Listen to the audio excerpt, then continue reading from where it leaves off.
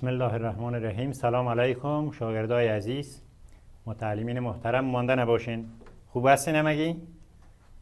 آفرین، بسیار خوب. خوشحال هستم که باز در خدمت شما هستم. درس 11 از فصل مربوط فصل دوم، خصوصیات مدنیت یونان و باختری. در این درس راجع به اهمیت و خصوصیات مدنیت یونان و باختری معلومات پیدا میکنیم.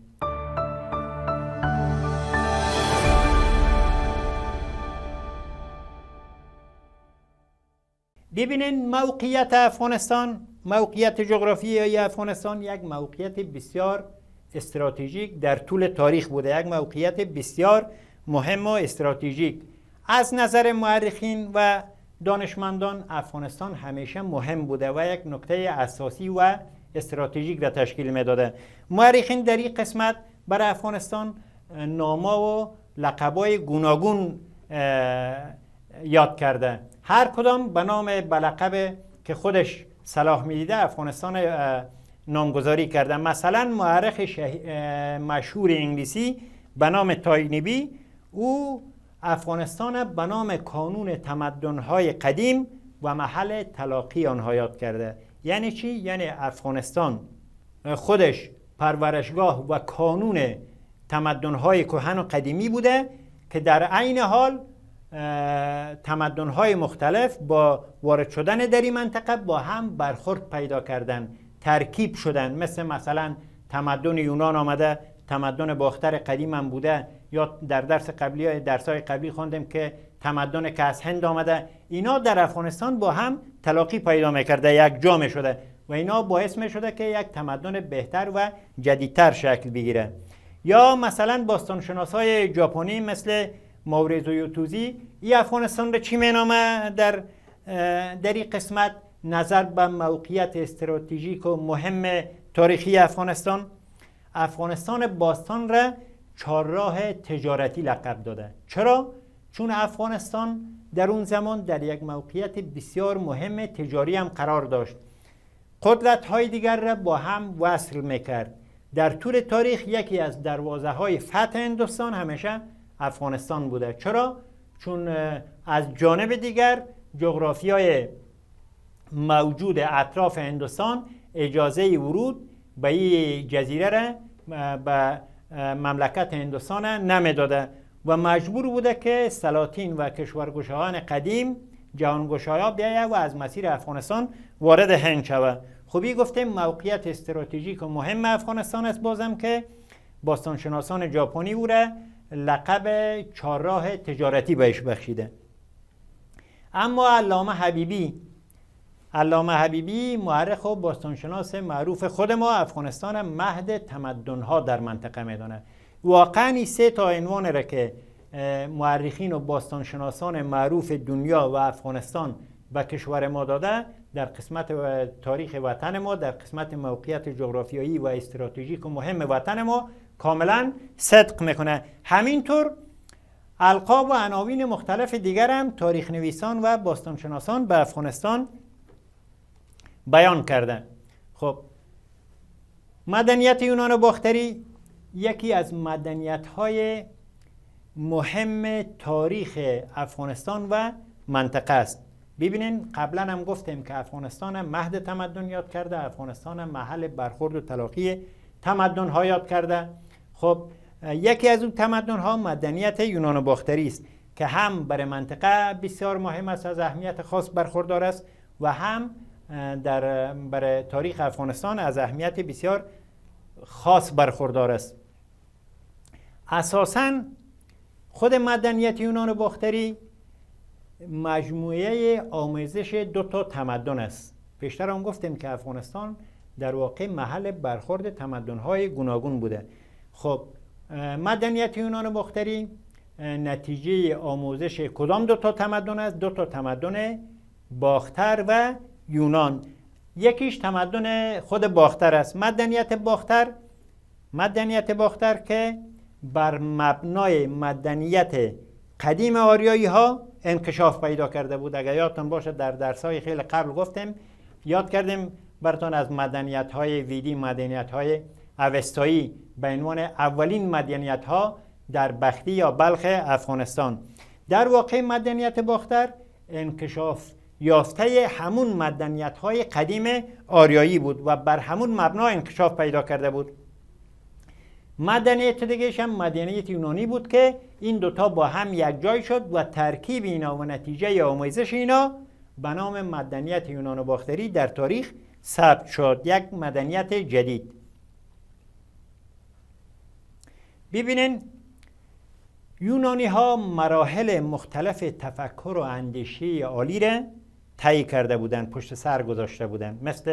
مثلا ببینین در یونان قدیم مرحله هراکلیت، افلاطون، بطلیموس و خیلی از فیلسوفان و دانشمندان دیگه که اینجا اسامیش نیامده. خود همین طی کردن این مرحله همزمان شده بود با حکومت بزرگ امپراتوری یونانی های قدیم در زمان اسکندر و نتیجهش بسیار جالب بود.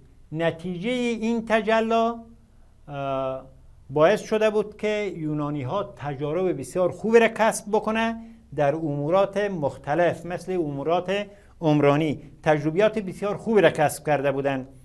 نمونه ای از تجارب امور عمرانیشون که در درس آمده ببینین، مثلا هنر هیکل تراشی بسیار تکامل یافته بود، بسیار رشد کرده بود و در تمدن‌های دیگه هنوز این هنر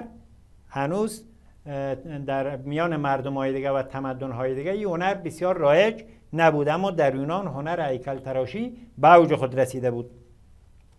یا مثلا دستاوردهای دیگه مدنی ایشان ببینین، مثل معماری که بعداً حالا در ادامه درس براتون توضیح میدم که در افغانستان چی بناهایی را اونا بنا نمودن. یونانی ها در واقع وقت هر جای به تصرف خود در می آوردن، با سپاه و لشکر خود می رفتن اونجا را تصرف می کردن، در واقع در ساحات تحت تصرف خودشان مدنیت خود هم منتقل می ساختن و این خودش یک نکته بسیار خوب بود، یک نکته قوی بود برای مناطقی که تحت تصرف نیروهای یونانی قرار می گرفت. نمونه های انتقالی مدنیت یونانی در نکات تحت تصرفشان در افغانستان هم کاملا آشکار است. ببینین به عنوان مثال ساختن پایگاه های عسکری. در درس‌های قبلی گفتم که مثلا زمانی که در هرات آمد اسکندریه ساخت، بعد مثلا رفت در بگرام اسکندریه ساخت، مثلا گفتم رفت در شمال افغانستان اسکندریه ساخت. ساختن پایگاه های عسکری با معماری و انتخاب مناطق بسیار خاص و استراتژیک به گونه‌ای که در جاهای سعی می‌کردن این پایگاه نظامی را اینا اعمار بکنه، بنا بکنه، بسازه که کاملا تحت حفاظت توسط طبیعت تحت حفاظت قرار گرفته باشه. یعنی مثلا یا کوه باشه یا دو طرفش دریاها باشه که دشمن و دیگران نتونه داخلش نفوذ بکنه، از 2 یا 3 طرف احاطه شده باشه. به عنوان نمونه ببینین مثلا محل باستانی آی خانم، تصویر هم نگاه کنین. این شهر باستانی آی خانم قدیم است که در زمان یونانی ها در افغانستان ساخته شده. خب این در کجا ساخته شده؟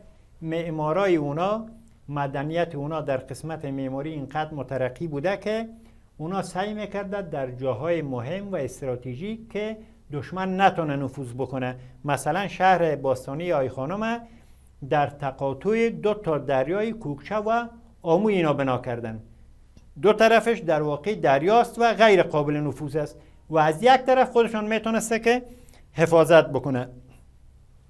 یا محل باستانی بگرام، اگر یادتون باشه در درس‌های قبلی گفتم که در بگرام هم یک اسکندریه را بنا کرده بودن.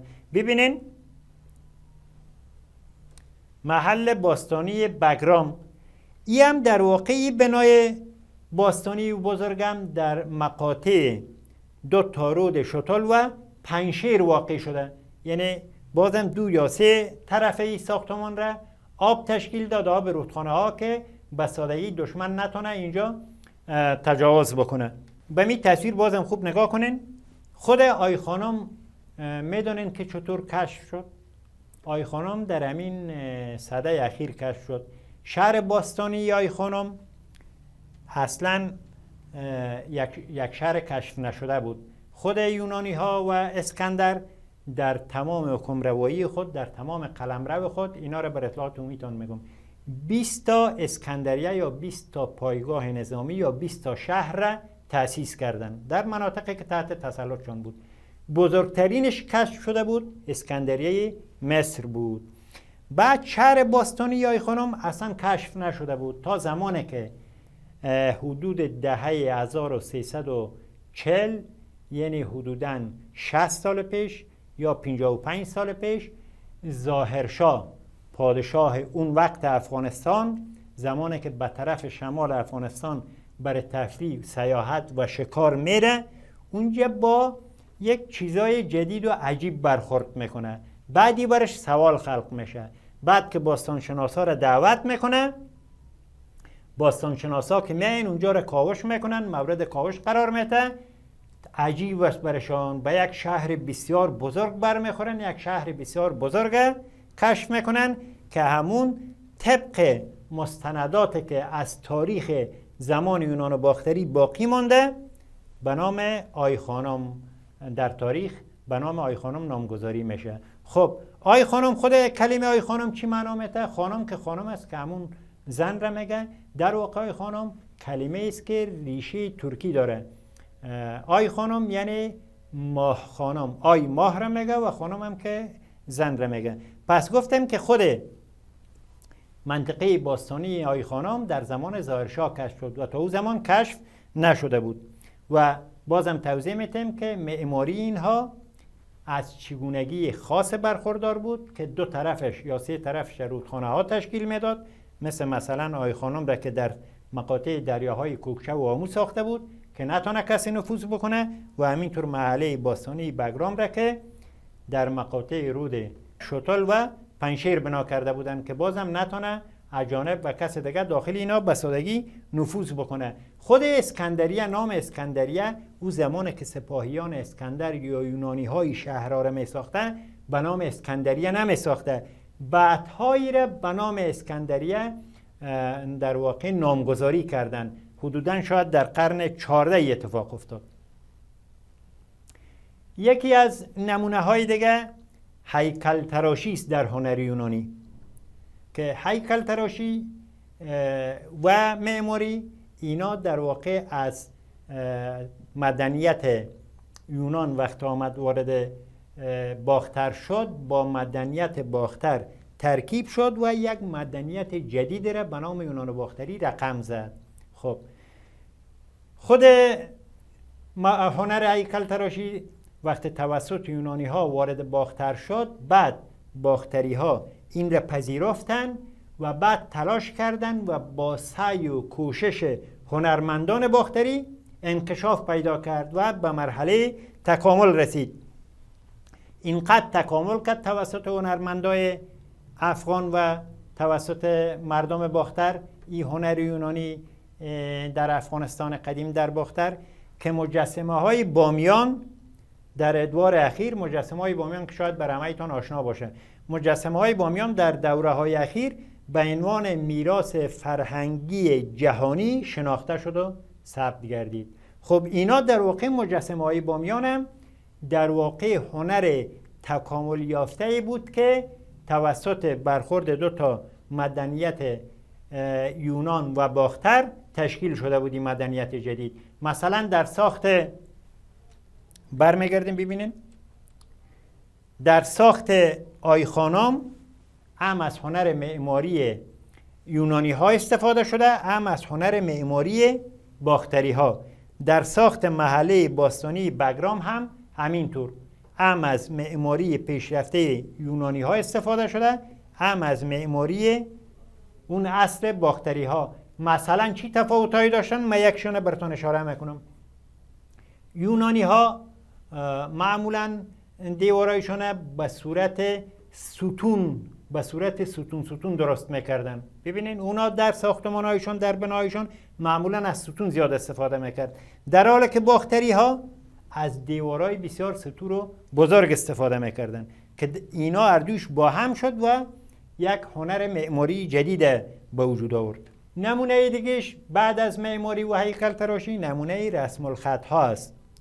رسم الخط های یونانی که بر روی سنگ نوشته ها هنوزم باقی مانده و اینا از منابع مهم، بسیار مهم و از منابع بسیار مطمئن حوادث تاریخی افغانستان است، چون اینا به صورت دست نخورده باقی مانده. ببینید نمونه ای از رسم الخط ها را، رسم الخط باختری که از اون زمان باقی مانده. دقت بکنین اینم ببینین، زیرشان نوشته است سنگ نوشته به زمان بلخی و خط یونانی که همون یونان باختری باشه، مکشوف در حفریات سرخکوتل در منطقه به اسم سرخکوتل کشف شده. سالش هم نوشتن که 1458 در صفحه 207 کشف شده. ببینین اینا این سنگ نوشته ها، این رسم الخط هایی که در این سنگ نوشته ها باقی مانده مهمترین منابع حوادث تاریخی افغانستان میتونه باشه. ببینین گفتم که انکشاف تمدن یونانی ها در هنرهای مختلف مثل معماری، مثل مجسمه سازی و مثل رسم الخط به همت و تلاش و کوشش هنرمندان افغان چی شد؟ کامل شد، به تکامل رسید و به مرحله انکشاف رسید و انجام شد که نمونه‌هایش هم برای شما نام بردیم. در ابتدا افغان ها این تمدن را که توسط یونانی ها منتقل شده بود در باختر این را پذیرفتن و بعد از اینکه پذیرفتن سعی کردن این را به مرحله انکشاف برسانن با کوشش و تلاش خودشان و افزودن هنرهایی که خودشان داشتن این را به مرحله انکشاف رساندن. به همین خاطر در واقع دستاوردهای تمدن یونان در باختر به صورت یونانی باقی نماند، بلکه ترکیب شد به صورت یونان و باختری، یک مدنیت جدید را به وجود آورد به اسم مدنیت یونان و باختری. بعد مدنیت یونان و باختری حالا با مدنیت که از توسط یونانی ها آمده بود چی تغییرات داشت؟ تغییراتشی بود که در واقع به اساس ارزش های افغانی رشد کرد. مدنیت که ببینین خوب دقت کنین، مدنیت که توسط یونانی ها به باختر منتقل شد، این مدنیت و این هنر بر اساس ارزش های یونانی ها دیگه رشد نکرد، بلکه در سرزمین باختر به اساس ارزش های خود جامعه ما، به اساس ارزش های باختر و خود افغانستان رشد کرد و به تکامل رسید و این یک تمدن جدید را به وجود آورد به نام تمدن یونان و باختری. نقشه افغانستان را ببینیم. خب ببینین بگرام، در پیشتر براتون گفتم که اسکندریه بگرام تقریبا در اینجاها قرار داره، یا شهر باستانی آیخانم در تخار امروزی قرار داره که گفتیم ظاهرشاه پادشاه وقت افغانستان حدوداً 40 یا 50 سال پیش بود که برای تفریح و شکار در مناطق شمال افغانستان آمد و بر حسب تصادف با شهر آیخانم برخورد که البته اون زمان هنوز به شهر آیخانم نامگذاری نشده بود، به یک منطقه تاریخی برخورد که بعدش که باستانشناسا آمد کاوش کرد، موفق شدن که شهر باستانی آیخانم را کشف بکنن. شهر باستانی آیخانم شهر بسیار بزرگ است، حتی مثلا ساختمان‌های ورزشگاهی داره، ساختمان‌های مختلف، ساختمان‌های حاکمیت، شهری و ورزشی، یک ترکیب بسیار بزرگ از هنر معماری یونان و باختر است در واقع. خب به سوالات درس دقت کنین.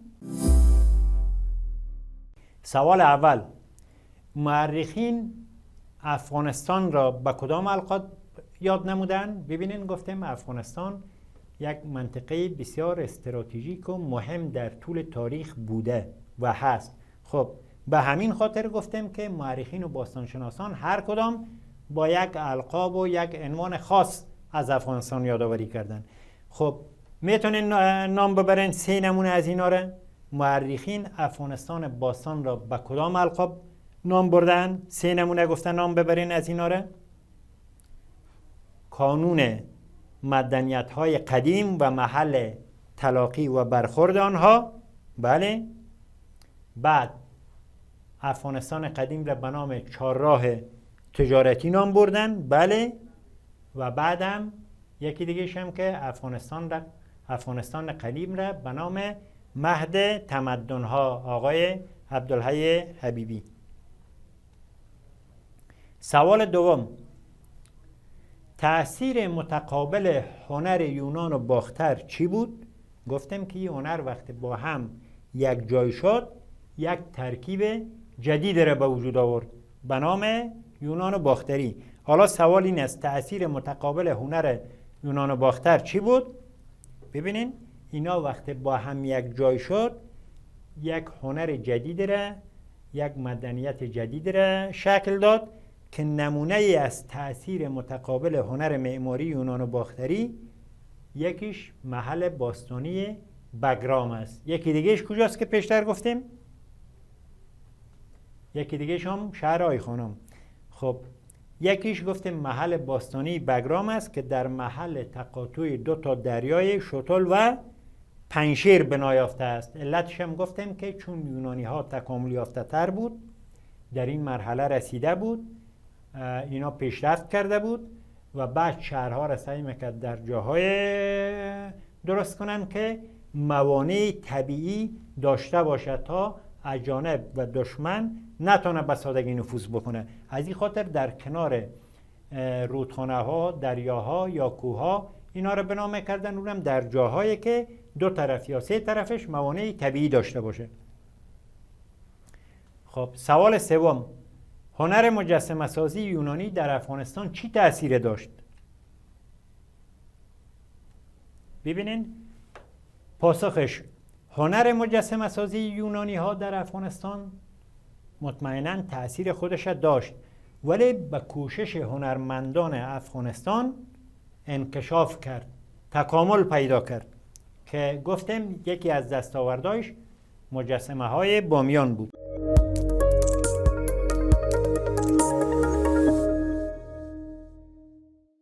خب نمونه از سوالات کنکور براتون میخونم، دقت کنین. از نمونه سوالات کنکور فرم هرات.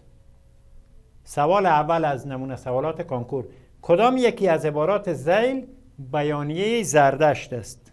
اگر یادتون باشه گفتیم که تمام بیانیه‌های زردشت یک جای شده بود و به نام یک کتاب که نامش چی بود؟ اوستا. بله، تحریر شده بود. خب کدام یک از عبارات ذیل بیانیه زردشت است؟ اول، عبارت اول یا گزینه اول گزینه آ کردار نگ، گزینه دوم یا بی گفتار نگ، گزینه سوم یا گزینه سی پندار نگ، یا گزینه چهارم گزینه دی همه درست است. کدام درست است؟ کدام از این گزینه ها؟ گزینه چهارم، گزینه دی همه درست است.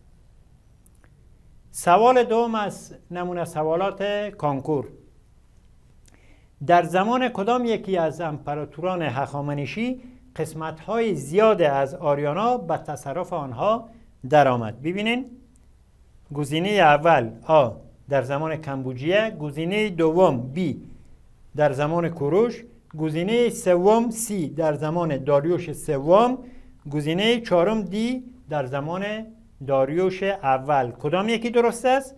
گزینه بی در زمان کوروش، گزینه بی درست است. جواب درست سوال.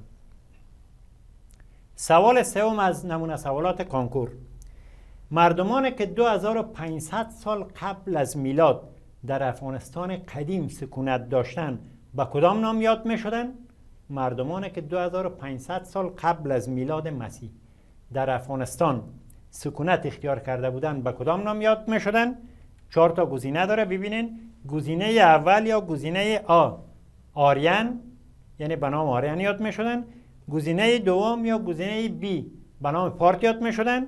گزینه سوم گزینه سی ساک ها. گزینه چهارم گزینه دی فارس ها. کدامش درست است؟ این مردم ها به کدام نام یاد می شدن؟ به نام آریان. گزینه اول یا گزینه آ جواب درست است. خب به کار خانگیتان هم دقت بکنین عزیزان.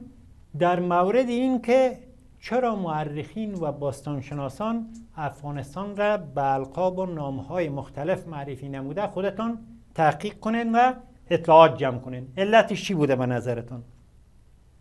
و قسمت دومی که درس با دقت تمام از روی کتاب بخونین و خلاصه درس را بیان بکنین. خب تا جلسه بعد به امان خدا، همه ایتان به خدا مسپارم.